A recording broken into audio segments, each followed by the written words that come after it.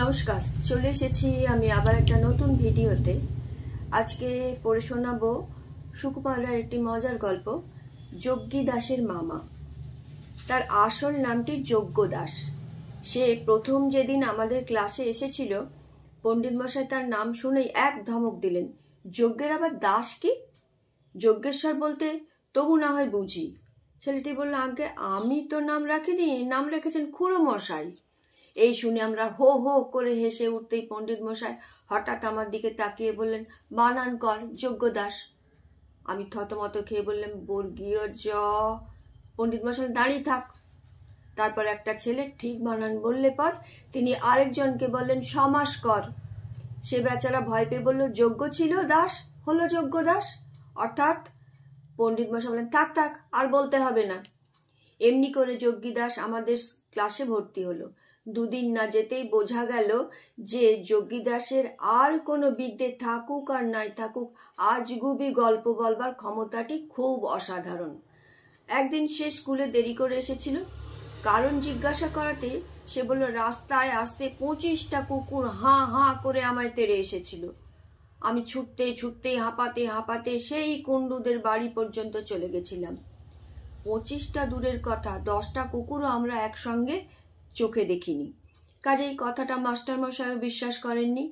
তিনি বললেন, এত মিছে কথা বলতে শিখলে কার কাছে? যজ্ঞী দাস বলল, আগে মামার কাছে। সেদিন হেডমাস্টারের ঘরে যজ্ঞী দাসের ডাক পড়েছিল। সেখানে কি হয়েছিল আমরা জানি না, কিন্তু যজ্ঞী দাস যে খুশি হয়নি সেটা বেশ বোঝা গেল। কিন্তু সত্যি হোক আর মিথ্যে হোক, তার গল্প বলার বাহাদুরি ছিল। সে যখন বড় বড় চোখ করে গম্ভীর গলায় তার মামা বাড়ির ডাকাত ধরার গল্প বলতো, তখন বিশ্বাস করি আর না করি শুনতে শুনতে আমাদের মুখ আপনা হতেই হাঁ হয়ে যেত। যজ্ঞী দাসের মামার কথা আমাদের ভারী আশ্চর্য ঠেকত। তার গায়ে নাকি যেমন জোর তেমনি অসাধারণ তার বুদ্ধি। তিনি যখন রামভজন বলে চাকরকে ডাক দিতেন, ম্যাজিস্ট্রেট সাহেব পুলিশ নিয়ে ছুটে আসতো।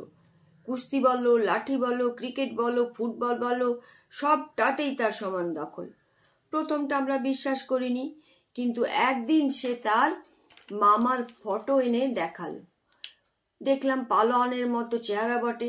একবার ছুটি হতো আর যজ্ঞী দাস তার মামার বাড়ি যেত, আর এসে যেসব গল্প বলতো তা কাগজে ছাপবার মতো।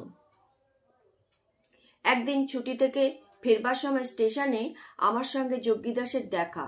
একটা গাড়ির মধ্যে মাথায় পাগড়ি বাঁধার চমৎকার জাঁদরেল চেয়ারের একটি কোন দেশি ভদ্রলোক বসে।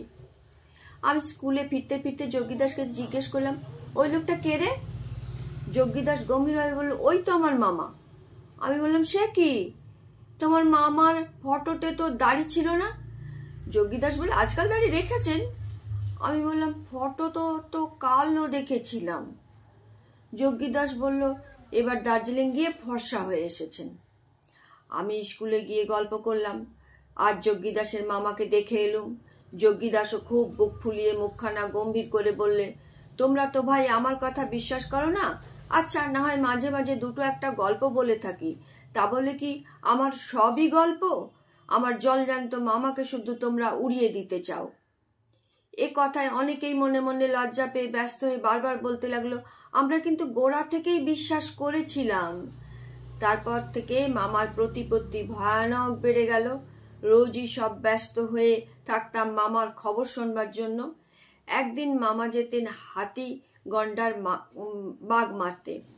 একদিন না, দুঃখিত, কোনোদিন মামা যেতেন হাতি গন্ডার বাঘ মারতে, কোনোদিন একাই তিনি 5টা কাবুলিকে ঠেঙিয়ে ঠিক করতেন। এরকম প্রায়ই হতো।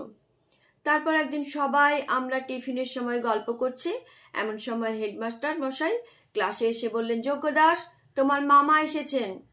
হঠাৎ যজ্ঞ দাসের মুখখানা আমশির মতো শুকিয়ে গেল। সে আমতা আমতা করে কি যেন বলতে গিয়ে আর বলতে পারল না। তারপর লক্ষ্মী ছেলেটির মতো চুপচাপ মাস্টার মশাইয়ের সঙ্গে চলল। আমরা বললুম, ভয় হবে না? জানো তো কিরকম মামা। সবাই মিলে উৎসাহ আর আগ্রহে মামা দেখবার জন্য একেবারে ঝুঁকে পড়লাম। গিয়ে দেখি একটি রোগা কালো ছোকরা গোছের ভদ্রলোক চশমা চোখে গোবেচারের মতো বসে আছেন। যোগ্যীদাস তাকেই গিয়ে প্রণাম করলো। সেদিন আমাদের সত্যি সত্যি রাগ হয়েছিল। এমনি করে ফাঁকি দেওয়া, মিথ্যে করে মামা তৈরি। সেদিন আমাদের ধমকের চোটে যোগ্যীদাস কেঁদেই ফেলল। সে তখন স্বীকার করলো যে ফটোটা কোনো এক পশ্চিমা পালোয়ানের, আর সেই ট্রেনের লোকটাকে সে চেনেই না। তারপরে কোনো আজগুবি জিনিসের কথা বলতে হলেই আমরা বলতাম যোগ্যীদাসের মামার মতো। কেমন শুনলেন মজার গল্প? জানাবেন আমাকে সবাইকে আমার অনেক অনেক ধন্যবাদ, ভালোবাসা, নমস্কার। সবাই সুস্থ থাকবেন, ভালো থাকবেন, আনন্দে থাকবেন।